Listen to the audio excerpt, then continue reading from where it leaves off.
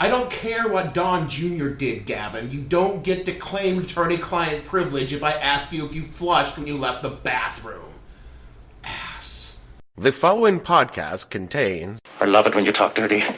She talk dirty to you? Oh, she loved dirty talk. Well, I love when you talk dirty. Get your mad ass in this pool. Explicit language.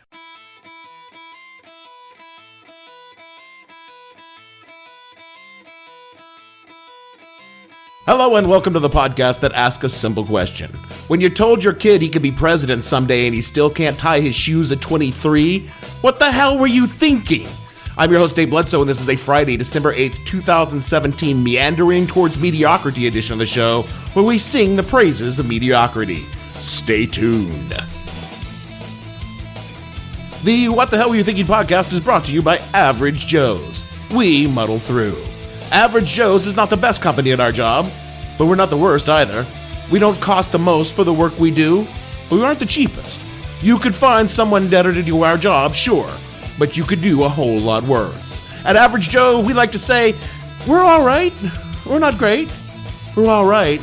So when you need someone to do the thing you need done, why not shoot for the middle and choose Average Joe? Use the promo code MEH at checkout and save a little less than some places, but a little more than others. Average Joe's, whatever it is we do it so-so. I generally come in at least 15 minutes late. I use the side door, that way Lumberg can't see me. And after that, I just sort of space out for about an hour. Till I'm Space out? Yeah, I just stare at my desk. But it looks like I'm working. I do that for probably another hour after lunch, too. I'd say in a given week, I probably only do about 15 minutes of real, actual work. Peter, would you be a good sport and indulge us and just tell us a little more? Oh, yeah. Let me tell you something about TPS reports. This is going to sound like I'm slamming my mom, but actually I'm doing the opposite. Ready? Here we go. My mom never once told me I could be anything I put my mind to. She never told me I could be president. She was brutally honest about my chances of ever being a rock and roll god. Just not very good. So. And she was pretty blunt about my chances of either my sister or I going straight to college out of high school. You two smoke entirely too much reefer. My mother, whatever her flaws, was never one to shoot sunshine up her kid's ass. She always kept it real. And if this sounds harsh, well, that's because she had to be. Looking back over my childhood, and indeed looking back over my life, it's pretty clear I was not, nor am I now, presidential material. I mean, just by the sheer number of women I've sexually assaulted, I'm not even in the ballpark because it's like zero. As for my chances of ever being a rock and roll god... You really suck, you know that? And as for college... I needed a decade in the military just to clear the weed haze from my brain. My mother wasn't being cruel, she just really understood me. It would have been more cruel to tell me I could do these things and then watch me fail for being an untalented, unambitious pothead, which is what I am today, except, I traded weed for booze because it's a lot less work to get liquor at the liquor store than find a guy to sell you weed. Now, a lot of people would say that a parent should inspire their child, challenge them to be the best person they can be. That's why people do shit like slap earbuds in their belly button and blast Bach to their baby when it's still a blastocyst. Oh, gifted my ass. I mean, they've got these little shits enrolled in fucking baby Harvard when they're still filling their diapers daily. So today's parents are deciding to make their child bright, creative, capable, and high-earning because they need them to be. They want them to be that rather than a lazy, apathetic proto-stoner, which is probably what they actually are. But hey, I'm not a parent. You do whatever it is you think you need to do. Maybe you're super worried about the kind of retirement home your kids will slap you in when your brain drops out your asshole and you turn into the drooling dipshit in need of a diaper change daily. That's the upside of having pragmatic parents, is they already understand that there's no way I'm ever going to be able to afford to put them in the good home. And there's no way in hell they're going to stay with me because I live behind a bar that I sleep on a cot when I pass out. Because we have a plan. And that plan is... died the way he lived.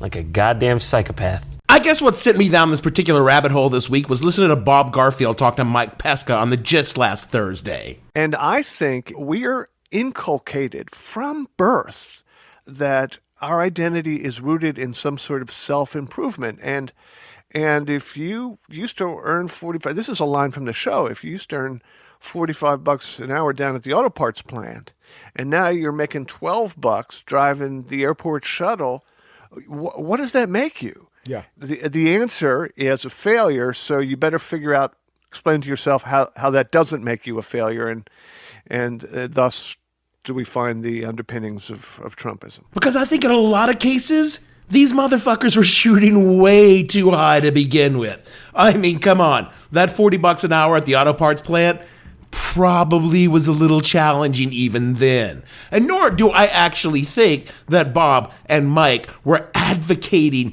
that, you should settle for mediocrity, but I was wondering if maybe they should be. Because let's face it, we can't all be winners, and we're not all pathetic losers. Not even you, Gavin. God knows you try. Look, since this is a navel-gazing show, I'm just going to wander down the self-involved navel-gazing path. When I was a kid, I wasn't special. That's crazy talk. No, really. I wasn't particularly good at anything. I didn't have the thing that set me apart from the rest of the kids. I was just your average chudgy ginger-haired nerd amongst a great crowd of chubby nerds. There wasn't a school subject I was better at than all the others, and even the subject that I was particularly bad at was the one that everyone was bad at, math. On the flip side, I wasn't spectacularly bad at anything either. I had friends, I made decent grades, I was generally happy, I wasn't the stinky kid who ate his own boogers in the corner alone during lunch. I was just blissfully average. In high school, I found that I was a pretty decent writer and a photographer. And that brought me some small measure of celebrity, because after all, the cheerleaders wanted their photos in the yearbook a lot, and if you were the guy with the camera, they wanted to hang out with you. When I joined the Air Force, I wasn't the best troop in basic training. I was actually one of the worst ones. My nickname there was Gomer Pyle because Full Metal Jacket came out the year before, which in retrospect was probably not the best thing to label a guy with, but, my instructors were probably pretty cocky because we didn't have guns in Air Force Basic. After BMT, I got better. I was good in the police academy. I was great at dog school. I was a pretty damn good cop for many years before the burnout and the fuck-off-itis got me in the last few. All in all, my military years averaged out. Just last week, I was given my review at my job, the paying one, because the closest thing Fast Eddie does to feedback is forgetting to lock the door on his office so he can't pretend to be not there. No, my boss brought me in and started telling me all the shit they say when they give you a review, and then they asked if I had anything to say. I said, nope, I'm average, and that's exactly where I want to be. And they looked all stunned. It's like they didn't expect to hear that, but they should have been. Do you think I harbor some illusions or really want to climb the corporate ladder to be a higher level secretary? Shit, no. I'm biding my time until someone dies and leaves me enough money to buy the bar I'm going to die behind. Don't thank me, thank your mother. I don't give a shit about this job beyond the check that reaches my bank account every week. I show up, I do the exact amount of work to stay perfectly average, and spend the rest of my time writing scripts for low-rated podcasts, which on a good day turn out about average. Look, I may not be good in math, but Dungeons & Dragons taught me the law of averages and the good old bell curve. It also taught me that your character could have a bunch of 18s in their stats if you were good friends with a bad dungeon master. But that's a different show. For the sake of those bad at math like I was, 20% of the bell curve is at the bottom, 20% at the top, and 60% of them is in the middle, and that's where averages lie. 60% of all people are in the middle. But so few of us are actually happy about it. From an article by some guy named Mark Manson, who I don't know, just wrote the article that I'm quoting and found after a Google search, quote, we can then say that it's a complete statistical improbability that any single person could be an extraordinary performer in all areas of life, or even many areas of their life. Bruce Wayne doesn't exist. It just doesn't happen. Brilliant businessmen are often fuck-ups in their personal lives. Extraordinary athletes are often shallow and dumb as a lobotomized rock. Most celebrities are probably just as clueless about life as the people who gawk at them and follow their every move. We're all, for the most part, pretty average people. It's the extremes that get all the publicity. We all kind of intuitively know this, but we rarely think and or talk about it. The vast majority of us will never be truly exceptional at, well, anything, unquote. And then Manson starts to get good. It's an accepted part of our culture today to believe that we're all destined to do something truly extraordinary. Celebrities say it. Business tycoons say it. Politicians say it. Even Oprah says it. Each and every one of us can be extraordinary. We all deserve greatness. The fact that this statement is inherently contradictory, after all, if everyone was extraordinary, then by definition, no one would be extraordinary, is missed by most people, and instead, we eat the message up and ask for more. I like this Mark Manson guy. He's definitely on the high side of average writing this article. I mean, Americans are fed this bullshit about being the best, individually and as a nation. Let's take on this macro situation before I get down into the micro of the individual. This myth of American exceptionalism. Shining city upon a hill. Oh, what a crock of shit. You know the first fucking thing I learned when I traveled the world? Well, actually, the first thing I learned is that shouting in English does not mean that people who don't speak English will understand you. But the second thing I learned is that America, it ain't all that special. Who the fuck do you think you are? A guy that's seen the Giza Plateau. I mean, what the fuck does America have to compare with the Giza Plateau? Perhaps you don't want to see the second largest ball of twine on the face of the earth. I don't, because I've seen the biggest ball of twine on the face of the earth in Romania. And look, I'm not saying America doesn't have some cool shit, but it also has, for example, the 405 freeway, which is really offsetting some cool things like, I don't know, the Grand Canyon. The sheer level of tacky in Graceland alone takes away the net effect of at least 3 national parks. And when you factor in every trailer park and strip mall between the Atlantic and Pacific Ocean, we are lucky if we peg mediocre on the scale. And I mean really lucky. Politics? Do you really want to go there? Okay, fine, the Declaration of Independence, that was good, but then you set that against the 3/5 clause and bam, you're averaged out. The people? Really? Sorry, folks, we're kind of running a negative when it comes to the people. And I'm not talking about just the regular people like you and me. I'm talking our celebrity culture. They actually put us in a hole we can't dig ourselves out of no matter how many poets, musicians, artists we pump out for the next 50 years. I mean, you can't even cancel one Kardashian out. My suspicion is she was born Kardashian. So tell me again what makes America exceptional. You get a load of this chili cheese fountain? Okay, you got me there. This idea that America is super special has just caused all kinds of trouble. I mean, okay, yeah, we went to the moon a couple of times because JFK was trying to impress some chick he wanted to doink.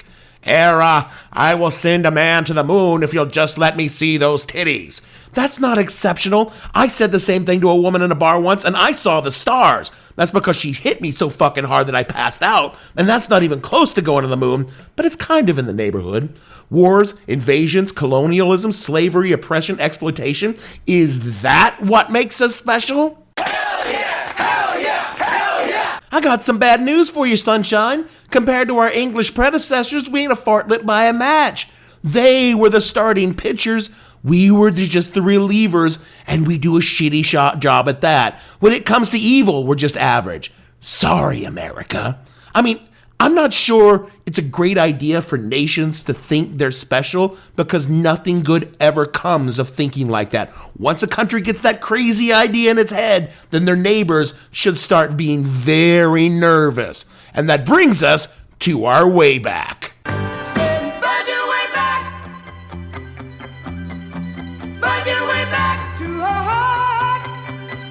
Our way back this week finds us in the Hall of Mirrors, the Palace of Versailles, outside of Paris, France, January 18th, 1871. The sundry great and powerful nations of Europe gathered to watch the combination of many small nations into one nation, the humbling of a great power, and the creation of a new great power, which they would all come to regret. For centuries, the Holy Roman Empire of German nations, which was neither holy nor Roman, that's an old joke, you know the rest of it, which had officially dissolved in 1806, was being replaced by a group of small nation-states dominated by Prussia, that dour, militaristic, Teutonic badass that had risen to real power after the Napoleonic Wars. Prussia hammered them together in a coalition of German-speaking states and kicked the shit out of France during the Franco-Prussian War in 1870. And now they were gathered to witness France's humiliation and to crown the emperor of a new Germany, Kaiser Wilhelm I. The Germans had always been a powerfully pugnacious people since they'd bloodied Rome's nose back in the days before we counted days, and they'd always assumed they were destined for the kind of greatness they saw in the other great powers surrounding them, England, France, and Russia. But this always seemed to elude the German people, probably because they were so powerfully pugnacious that if they couldn't find someone else to fight, they would happily fight amongst themselves. This is your doing, Willie. I'll turn your groin to pudding. Oh, you speak like a poet, but you punch like one teeth. Oh, you bastard. Sorry, Gavin is telling me in my headset that is Groundskeeper Willie from The Simpsons and not Kaiser Wilhelm I. My apologies. The Germans also felt their ambitions were stifled, their greatness denied by the other great powers who would play one faction of Germans off against the other so that no one faction would grow strong and unify the German people. That was also... It is 100% true. The Germans felt in their bones they were destined for greatness. They were owed a seat at the table of great powers, and they were sullen that their path to glory was systemically denied for centuries. After all, here was this race of people, orderly, scientific, disciplined, and deeply committed to the idea of German exceptionalism, and just a scant half-century later, they would prove to the world what a German nation could do if it really set its mind to it and wanted to be exceptional. I don't care about the Great War. What? That demonstration of German above-averageness would cost the world 40 million dead and wounded. And yet the Germans were still so convinced they were special, they did it again just a few years later to the tune of another 50 to 80 million dead or wounded and having Germany bomb back into rubble. Plus, that whole master race thing really did not turn out well for anyone. This seemed to give the Germans the idea that maybe they could settle for a little less than being best. Or at least, for the moment anyway, because I'm not so sure.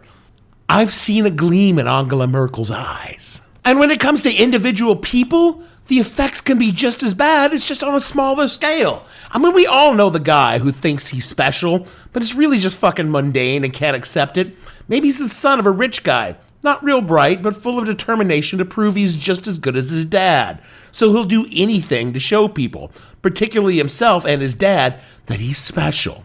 Being a schlub, he screws it up. Maybe he goes bankrupt a bunch of times, has a lot of failed marriages, screws over a bunch of people in order to prove that he's smarter than they are, but really he just has money so he can buy his way out of trouble. Eventually, this guy, through a combination of luck, lack of scruple, and a few people who are actually talented helping him out along the way, but for their own nefarious reason, finally lands a spot where everyone has to acknowledge he's just really the best. I mean, he's the greatest big league. And because he's not so great, he fucks up something that can't be fixed, like, I don't know, a country or something. Yeah, I think we all know that guy. Look, I'm not saying don't try to be great, and really everyone has one thing they're good at, the one thing that they're better than other people. That thing may not be markable. I mean, what if the thing you were good at is making dick jokes on a podcast in a market saturated by other people making dick jokes on podcasts? No matter how good your dick jokes are, they're just going to go limp in a sea of dick jokes. But still, you do it every week. You keep plugging along because you never know when that one dick joke will hit in the right ears, and you will go from being a low-rated podcast host on a shitty podcast network ran by a guy in Queens with an office behind his used car lot to sitting across the booth in WBEZ Chicago telling a dick joke to Ira Glass. But really, the chances of that are pretty slim, and you shouldn't hang everything on that happening. And I kind of hear Ira's a dick himself, so he probably wouldn't even laugh at your perfectly crafted dick joke. Because when people tell themselves they are better than other people, when they say they're special, when they feel entitled to something because they think they're special, that's just a recipe for disaster. I mean, these dim fucks on the internet making hate memes and threatening to rape women they've never met were told they were special, told they were destined for big things, and then when they found out that they were entirely mediocre, entirely average, just another schlub in a world of slubs, they got resentful, and look at all the trouble that caused. So I say be like me, whose mom told him a long time ago. Second premise, not all children are smart and clever. Got that? Kids are like any other group of people. A few winners, a whole lot of losers. No, that wasn't my mom. That was George Carlin. No, what my mom told me a long time ago is, honey, you can do anything if you're willing to work really long and really hard at it. But dear, you're very lazy. So maybe you shouldn't get your hopes up. And goddamn, she was right. That is it for our show this week. Nothing special about this episode. Not out of the other 138 other ones that came before this. Not the best one we did. Not the worst. I can live with that, because honestly, I know the worst ones we did. They're really bad. And yet, for some reason, our best shows are not really that good. Funny how that works, I don't know. If you would like to help others find this sort of decent show, rate and review the show on iTunes. Even though it's a 2.5 star show, we need a 5 because great inflation is the new normal. I mean, did you really think that you had a 4.0 in college? I don't think so. That fake 5-star review helps normal shows like this, perfectly ordinary one, climb up in the rankings so that people will be entertained by our averageness. Follow the show on Twitter where my mundane tweets will sometimes entertain, sometimes not, at the _podcast or the show name on Facebook. All of these, they're good enough podcasts. Or the show name on SoundCloud and at www.whatthehellpodcast.com. For me, the slightly above average, I think Dave Bledsoe, producer Bell Curve Gavin, and all the other fictional mundanes on the show, we want to say that ordinary boys know nothing, and they're happy just being themselves. And we'll see you all next week. God, I'm sorry I'm sick this week. I can't do the good bassing. Everything sounds like raspy and nasty. Sorry. Ordinary girls, supermarket clothes, who think it's very funny to be cruel to you. For you were so different, you stood all alone, and you knew that it had to be so. Avoiding ordinary boys, happy going nowhere, just around here in their rattling cars. Ordinary girls, never seeing further than the cold, small streets that trap them. But you were so different, you had to say no when those empty fools tried to change you and claim you for the lair of their ordinary world, where they feel so lucky, so lucky, so lucky. With their lives laid out before them, they are lucky, so lucky, so lucky, so lucky, so